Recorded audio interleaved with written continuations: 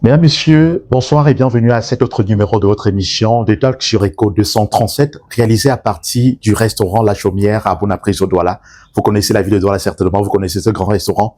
Et c'est à partir justement de ce restaurant que nous réalisons cette autre édition de votre émission de Talk. Nous sommes allés à la rencontre d'un homme politique. C'est une personnalité politique intègre. Il est resté constant depuis pratiquement 30 années. Dans le milieu de la politique. Il est rare de trouver des hommes politiques aussi intègres que lui. C'est un honneur de l'avoir encore aujourd'hui. Monsieur Cyril Sambaka, bonjour. Bonjour surtout à vos téléspectateurs. Voilà, c'est un honneur justement de nous accueillir encore ici pour cette interview. C'est partagé. Voilà, il faut dire que vous revenez de Yaoundé. Ouais. Vous avez séjourné de ce côté-là pendant plusieurs jours. Avant, justement, de revenir sur le fond, justement, de notre entretien lié à l'élection présidentielle de 2025, vous avez reçu un prix récemment, le prix de la Sentinelle de la République, décerné par Africa Inform Award 2025 pour votre engagement. Vous êtes resté constant, je l'ai dit tantôt, dans votre engagement en faveur de la justice sociale et de l'égalité, des actions qui vous ont valu ce prix. Alors, je dois vous dire que j'ai été parfaitement, pas surpris, mais reconnaissant.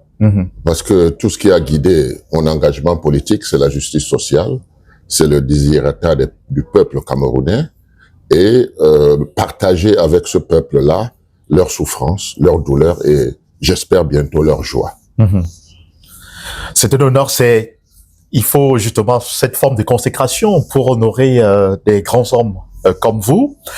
Parlons maintenant de l'actualité politique. ELECAM a rendu publique la liste des candidats retenus pour le scrutin présidentiel d'octobre. 13 candidats parmi les 83 dossiers justement qui avaient été présentés. Quel commentaire vous suscite une telle actualité? Alors, comme vous, nous avons assisté à la remise des dossiers, ce qui nous a paru quand même curieux, 83 dossiers, mais pour se rendre compte après que la direction de l'ELECAM a pris tous ces dossiers pour remettre, n'est-ce pas, à l'ELECAM son, comment on va appeler ça? Au Conseil constitutionnel. Oui. Nous attendions que le Conseil constitutionnel se prononce, mais nous voyons un courrier qui vient encore du directeur de l'ELECAM, alors que c'est pas lui qui était chargé, n'est-ce pas, de scruter tous ces dossiers-là. Donc c'est le premier quoi que nous avons constaté.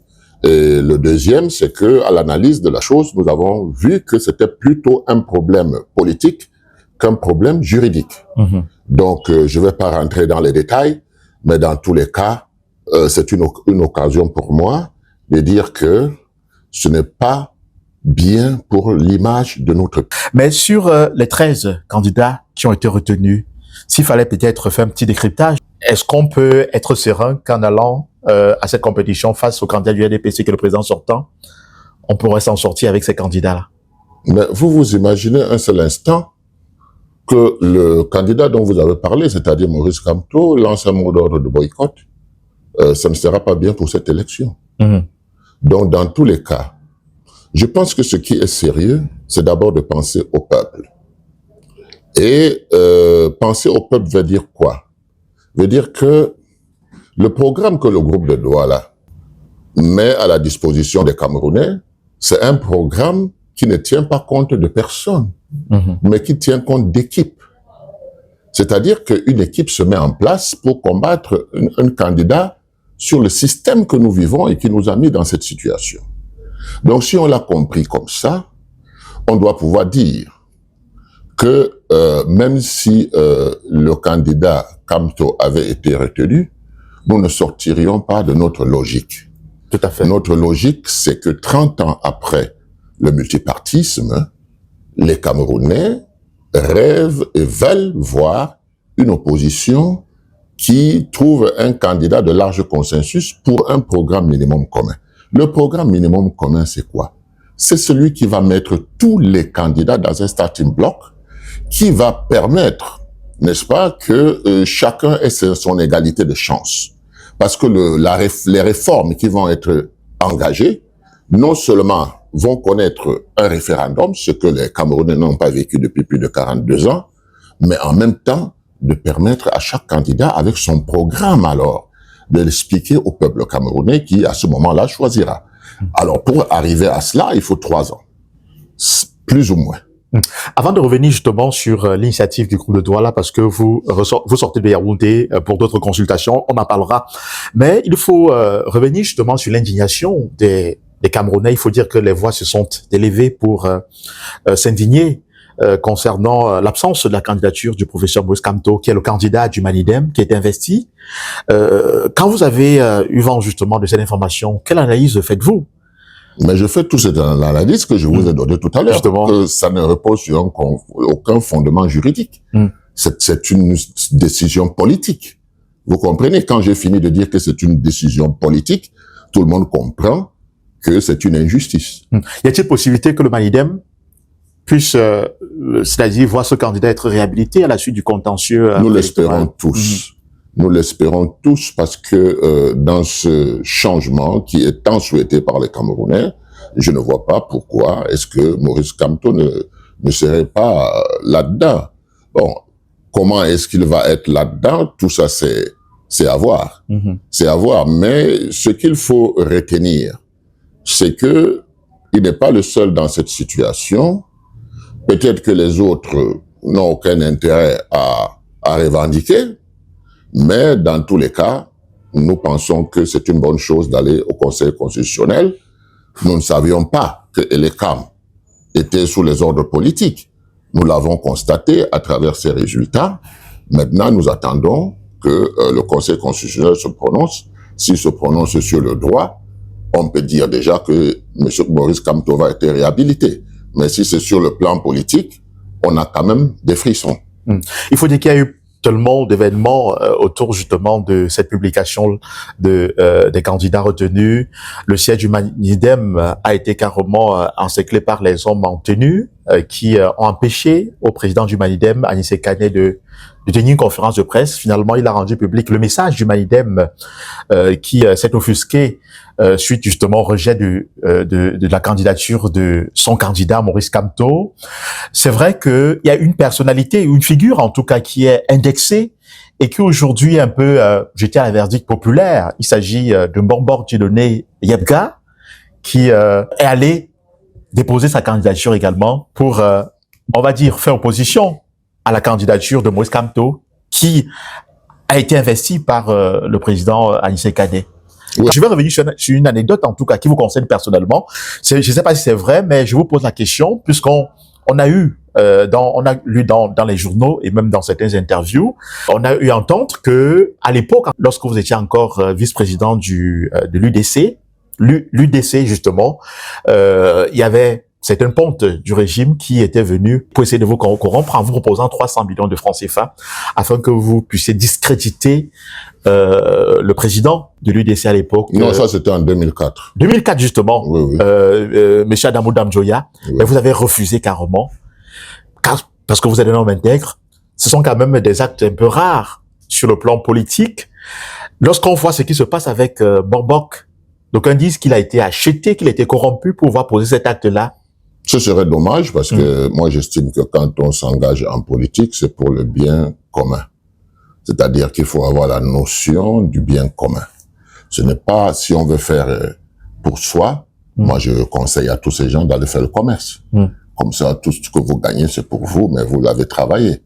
Mais quand vous voulez traverser, n'est-ce pas, l'espoir des Camerounais pour aller vendre, n'est-ce pas, votre adhésion à telle ou telle cause, qui n'est pas en réalité la cause pour laquelle vous faites la politique, à ce moment-là, je dois dire que vous n'êtes pas un homme politique sérieux. Alors moi, je respecte les gens et j'adore qu'on me respecte. Donc, me compromettre, pour moi, ce serait ne plus avoir la possibilité de me regarder dans un miroir. Et ça, c'est pourquoi on vous a proposé 300 millions. Mais je vous ai affirmé cela. Je ne vais pas aller dans les détails pour vous dire que 200 millions, c'était pour moi et 100 millions pour les gens qui devait me remettre la mallette. Vous comprenez? Donc ça, c'est du passé. Mais je suis resté moi-même. Parce qu'en réalité, quand vous allez faire ce genre de choses, pour quelqu'un avec qui vous avez cheminé pendant plus de 20 ans à cette époque, c'est une haute trahison. Moi, je ne sais pas si la trahison a un prix, mais pour moi, la trahison ne doit même pas exister. Revenons justement dans cette actualité-là au cas où la candidature du professeur Maurice Kamto venait à être rejetée, écartée définitivement à la suite justement du contentieux préélectoral. Que devrait-il faire au regard justement de la force politique qu'il représente aujourd'hui au Cameroun? Vous vous imaginez quand même que c'est le professeur Maurice Kamto qui est entouré des avocats, qui est entouré de conseils. Je ne sais pas si ce que je pense peut être important, mais ce que je dis, c'est que je constate tout simplement qu'il a eu une candidature écartée par la politique, pas par le droit. Donc, à partir de ce moment-là, je suis complètement opposé à ce genre de pratique. Maintenant, qu'est-ce qu'il va faire? Ça revient à Anissa Ekane et puis au professeur Kamto de prendre une décision. Donc, je ne peux pas, je souhaite tout simplement que ce soit le droit qui soit dit. Maintenant, on voit les juristes qui commencent à préparer l'opinion. Et ça aussi, je dis, ce n'est pas éthique. Ce n'est pas moral. Les juristes de quel camp? Du camp de l'ECAM? Les juristes de tous bords essayent de discuter de ce problème qui incombe au Conseil constitutionnel. Oui. Donc, j'estime qu'il faut laisser les gens aller jusqu'au bout de ce qu'ils ont à faire et que le Conseil constitutionnel va avoir devant lui, n'est-ce pas, un problème qui est sérieux, un problème qui les pousse à la neutralité et à dire le droit. Donc, à partir de ce moment-là, j'ai dit, ils sont en train de s'organiser pour cela, et donc on va attendre que le Conseil constitutionnel puisse siéger. Mais c'est vrai que l'opinion se pose la question, si jamais le Conseil constitutionnel venait à maintenir la décision de l'ECAM, c'est-à-dire le rejet de la candidature, vous en tant qu'homme politique, vous êtes un vieux routier de la politique, dans ce cas de figure, que peut faire un homme politique qui a quand même eu certaines assises? Mais un homme politique comme moi et qui est épris de paix et qui pense que la violence n'est pas une solution, on doit pouvoir penser à des combinaisons. C'est pour cette raison que quand on fait la politique, il y a le plan A, il y a le plan B, il y a le plan C. Qu'est-ce que nous voulons? Parce que moi, je reste parmi les fondateurs du groupe de Douala, je reste le seul. Et j'essaie d'apporter une respiration en essayant de coopter d'autres qui vont travailler avec moi. Bientôt, on va vous dire quels sont les conseillers et tout cela qui appartiennent aux églises, qui appartiennent à la société civile et autres, parce que c'est un problème national qui mérite d'être vu vraiment en profondeur. Donc, moi, je pense que ce que j'ai à faire, c'est de continuer sur la ligne qu'on avait tracée et de ne pas la trahir. Donc, pour moi, je dois même vous dire, hier, j'ai été vraiment touché par les propos des Camerounais qui me disaient, Monsieur Sambaka, on vous fait confiance, j'espère que vous allez arriver à une solution, j'espère que vous allez arriver à une solution. Ils m'ont dit clairement que nous voulons un candidat de large consensus. Qui vous l'a dit? C'est un leader politique que vous avez rencontré? Non, ça c'est les gens qui me prennent à ma sortie du train, par exemple. Président, on sait que vous venez de Yaoundé. Est-ce que ça avance? Parce que nous, on tient absolument à ce que vous avez dit. Personne n'est perdant. Quand il y a un candidat de large consensus, ça veut dire que c'est ensemble. Il y a que le programme minimum commun que nous allons leur proposer va tenir. Tout à fait. Et ils vont faire des amendements. Donc, nous, on ne force personne. L'esprit du groupe de Douala, c'est tout simplement de mettre tout le monde ensemble. Ceux qui vont estimer qu'ils ne peuvent pas se mettre ensemble, nous le dirons aux populations. Parce qu'il y a un problème de capitalisation de voix pour atteindre une masse critique. Quand le peuple veut quelque chose, le peuple l'obtient. Il faut que les hommes politiques le sachent. Il faut que les hommes politiques sachent que la volonté du peuple, c'est la volonté de Dieu.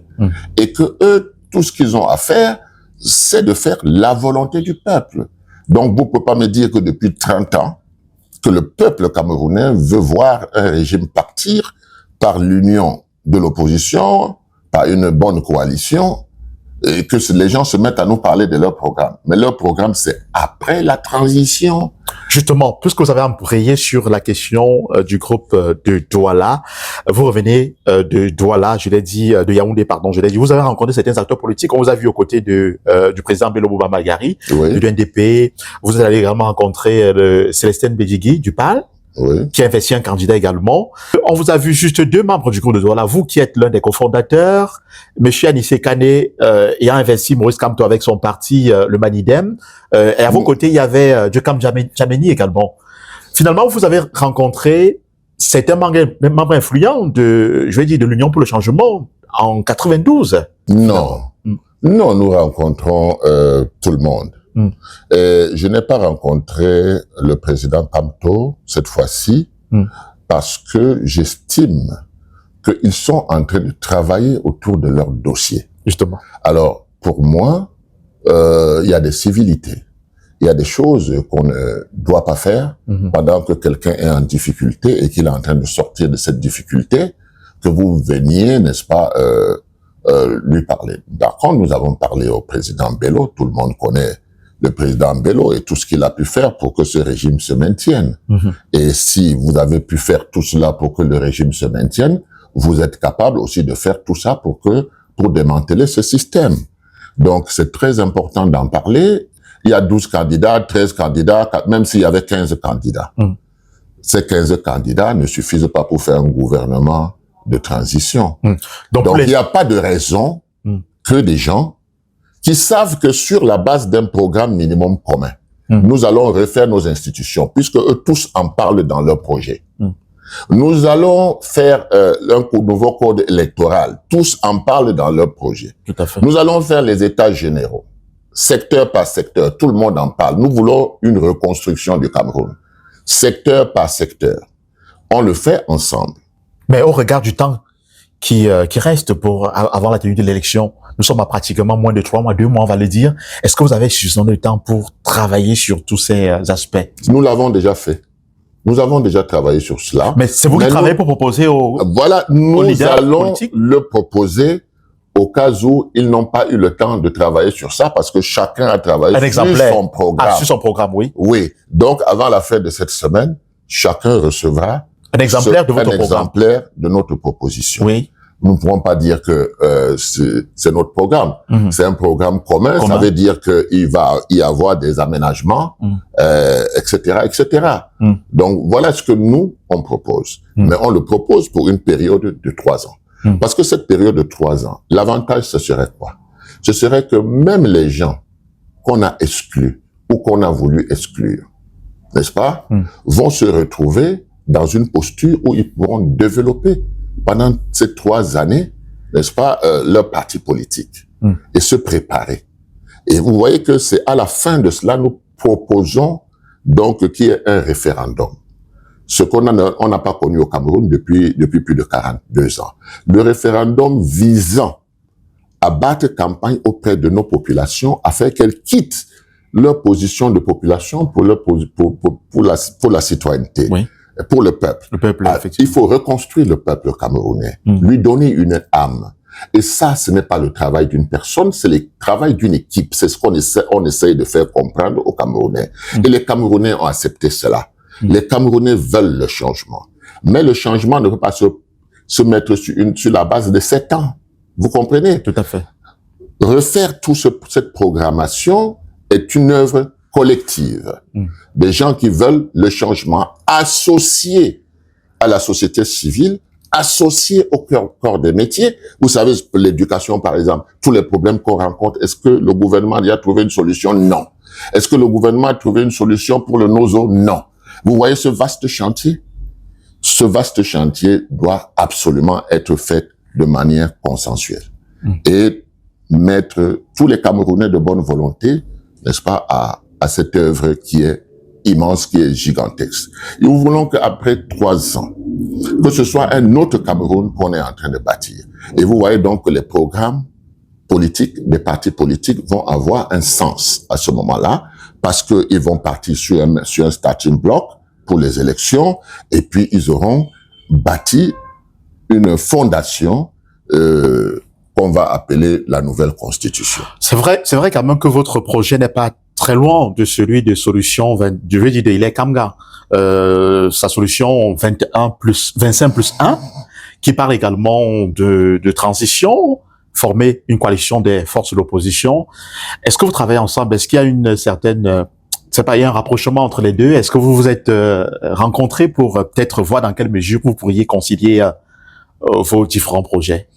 C'est ce qu'on m'a dit pour Djokam Tchameni. Oui. Et Djokam Tchameni, je l'ai fait entrer dans le groupe de Douala. Effectivement. Vous comprenez? D'autres vont entrer.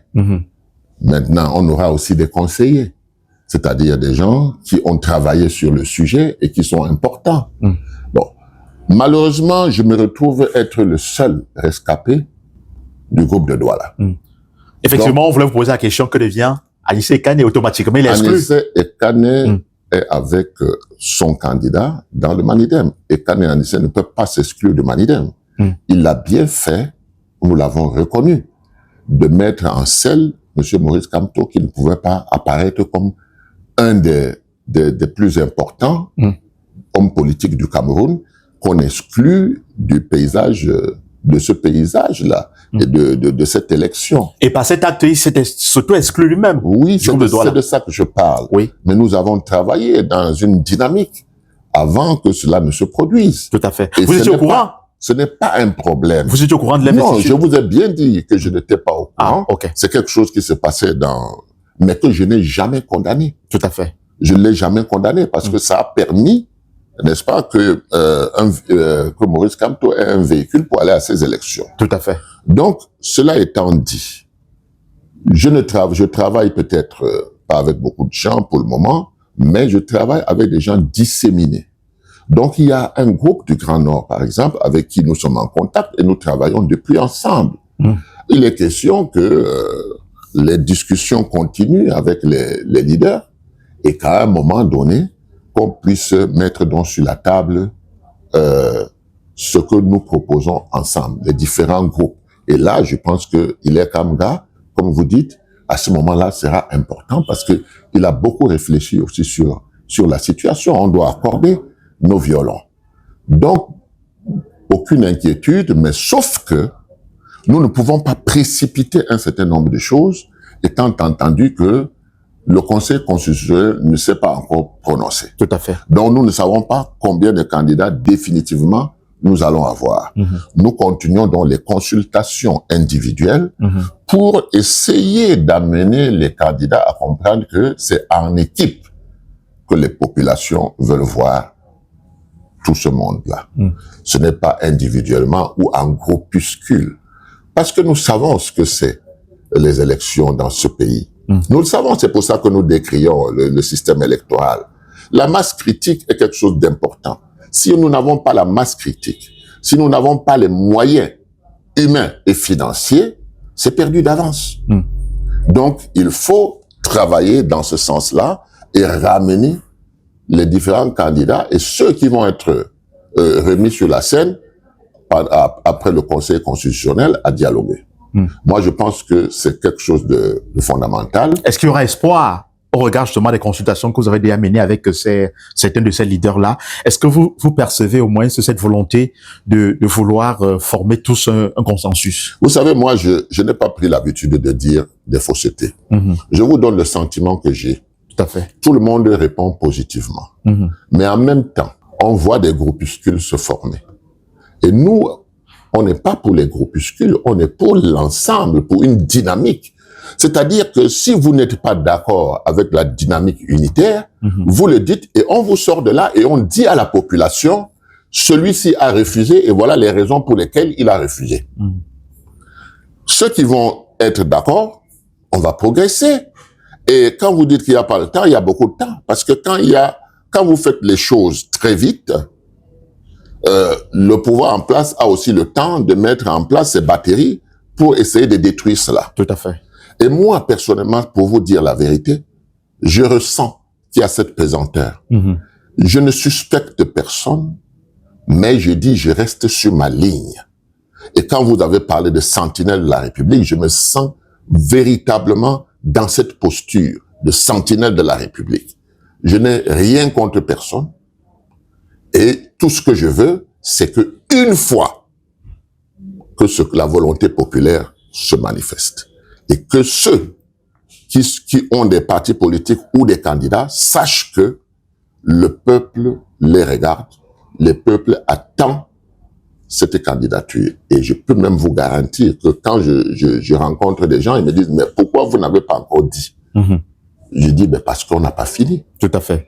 Il faut que le Conseil constitutionnel finisse son travail, il faut que on puisse mettre les différentes étapes que nous nous sommes données avec les autres groupes, que ce soit ceux du Nord, de l'Est, etc., qu'on se donne rendez-vous pour mettre les candidats définitifs dans une pièce où ils vont discuter. Tous les autres groupes sont au moins quand même d'accord de pouvoir se rallier à vous parce que on a comme impression, d'aucuns redoutent peut-être, je vais dire, la guerre de leadership.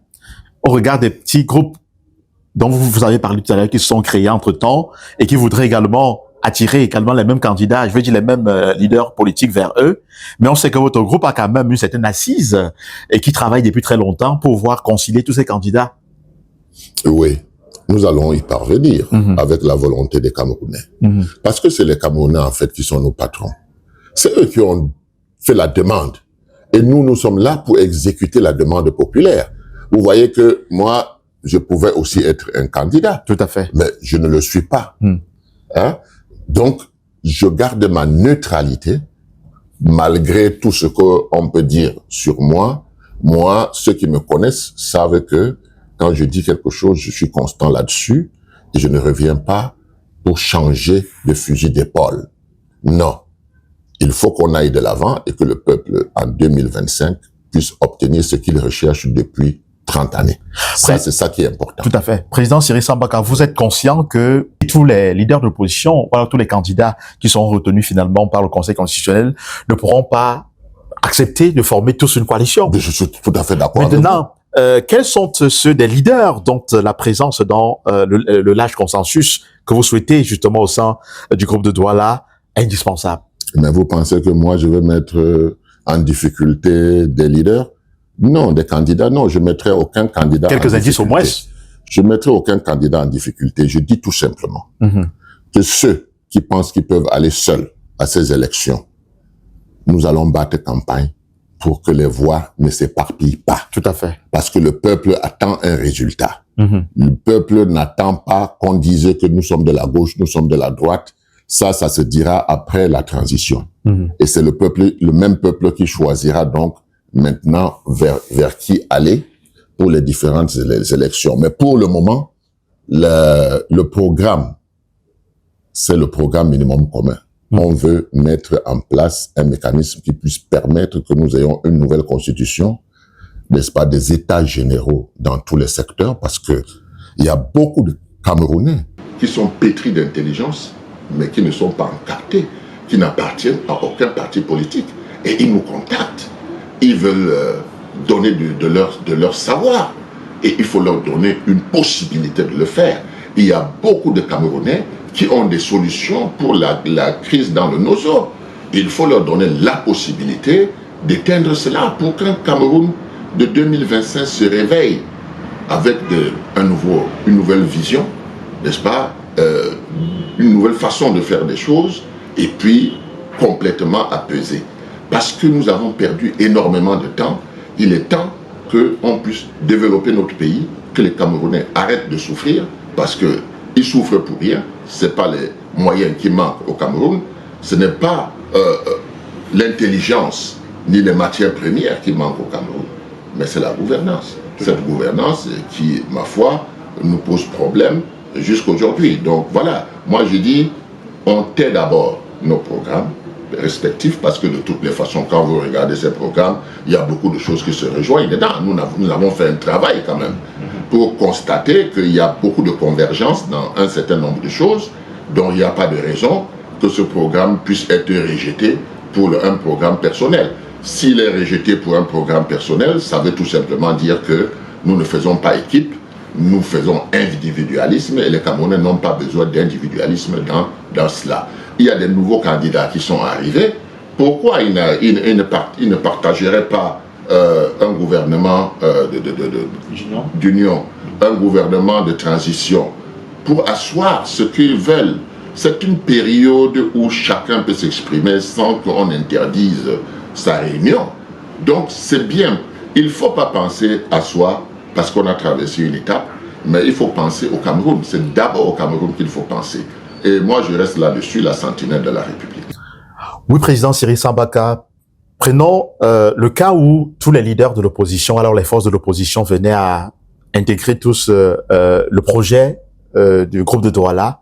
Qu'est-ce qui ferait la particularité par rapport à l'Union pour le changement, qui avait été également initiée par les acteurs politiques en 92? C'est simple, hein. Vous-même, vous avez parlé de projet. Oui. Il y a un projet. Mm-hmm. Bon, maintenant, en 92, il n'y avait pas de projet. Mm. Je dois vous le dire, on l'avait annoncé, il n'a jamais été écrit. Et à la fin, on s'est rendu compte qu'il fallait suivre un homme. Mais après ces élections, qu'est-ce qui s'est passé? L'Union pour le changement a volé en éclats. Tout simplement parce que celui qui était devenu le leader de l'opposition a estimé que les autres devaient s'aligner en entrant dans son parti ou alors devaient disparaître. Mm-hmm. Et voilà. C'est parce que vous n'êtes pas arrivé au pouvoir, finalement. Ben, je dois dire que si on arrivait au pouvoir, nul ne sait ce qui se serait passé. Mm-hmm. Mais aujourd'hui, nous pensons que c'est les corrections que nous apportons qui vont faire la différence. La correction, c'est quoi? C'est que nous partons sur la base d'un programme minimum commun. Nous engageons un esprit d'équipe, pas un individu, mais une équipe. Pas un messie qui viendra changer. Vous avez tout compris.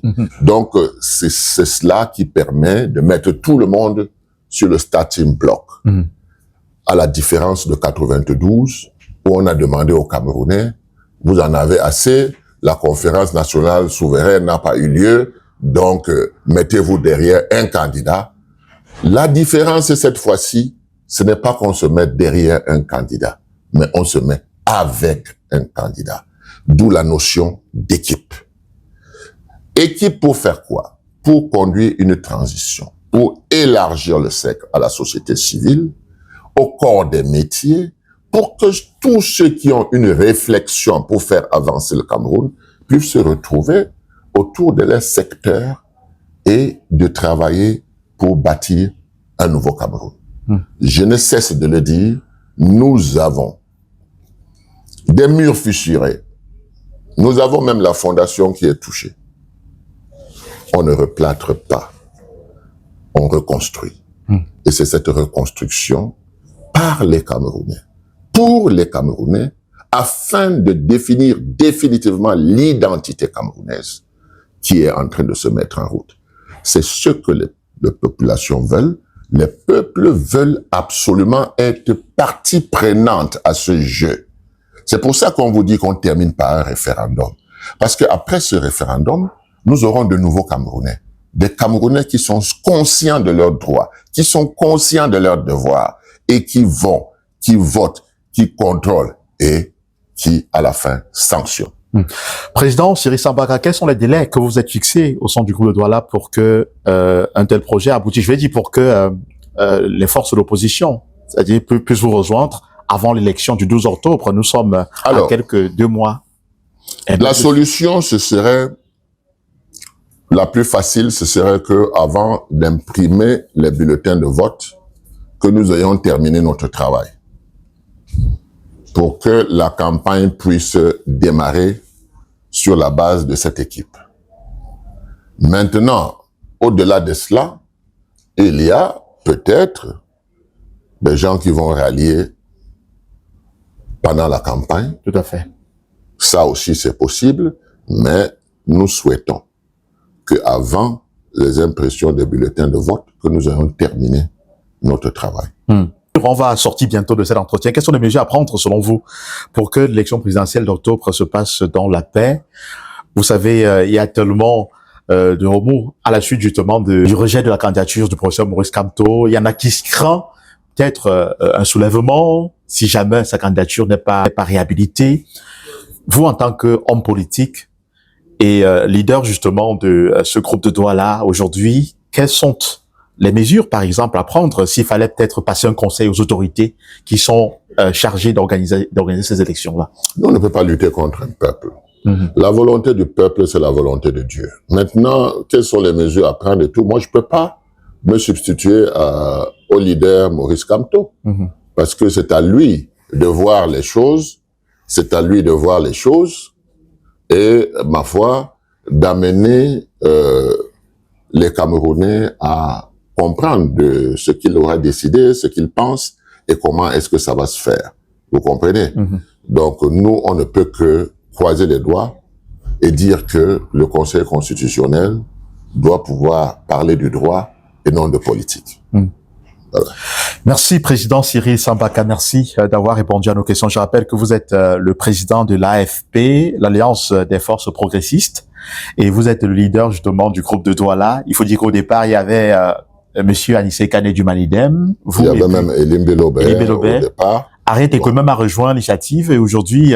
Non, Arrête Ekwe n'a jamais rejoint l'initiative. Il faut dire les choses comme elles sont. Elle était au départ, nous avons conçu ensemble, mais après, elle n'est plus revenue. Donc, aujourd'hui, je reste le seul membre fondateur, mais le groupe de Douala est en train de s'étendre et prendre des tentacules. La preuve, c'est que j'étais à Yaoundé avec Jokam Djameni. Oui. Voilà, donc il est clair que le groupe de Douala n'est pas tellement pour les leaders politiques. Hein. C'est pour transformer, c'est pour traduire la volonté populaire. Et comment on peut la traduire? Nous sommes des leaders qui avons fait un parcours et qui savons comment les choses se passent dans ce pays. Nous apportons donc notre soutien aux candidats qui pensent qu'ils peuvent s'inscrire dans une dynamique de changement. C'est ça. Le peuple de l'opposition ne cesse de grandir. Et on ne peut pas tourner la tête comme si on ne voyait pas cette maison qui brûle. Vous comprenez? Donc c'est ça que nous mettons en avant. Et je dois dire que jusqu'à preuve de contraire, je ne trouve que des Camerounais qui me remercient partout où je passe pour cette initiative qui hier n'avait pas existé. Hier, par le passé, c'était des commandos qui travaillaient pour amener les Camerounais vers une direction. Aujourd'hui, nous disons non, c'est une équipe qui doit être en marche pour que le changement puisse arriver. Voilà. D'où l'appellation le sentinelle de la République qui vous fait véritablement c'est quelque chose que j'ai accepté avec joie parce que je pense que je me sens bien dans cette peau-là. Mesdames, Messieurs, c'est ici donc prend fin cette autre production de votre émission de talk diffusée sur Éco 237. Nous l'avons réalisé ici dans ce magnifique cadre du restaurant La Chaumière à Bonapriso. Pour ceux qui sont jamais passés à Bonapriso, dans cet espace restaurant, je vous convie à y faire un tour. Vous allez découvrir beaucoup de merveilles justement du pays et même de la diaspora. D'ailleurs, il y a également un cabaret dans cet espace qui d'ici de la très bonne musique forcément en soirée. Merci, Président. C'est moi qui vous remercie. À très bientôt chez Éco 237.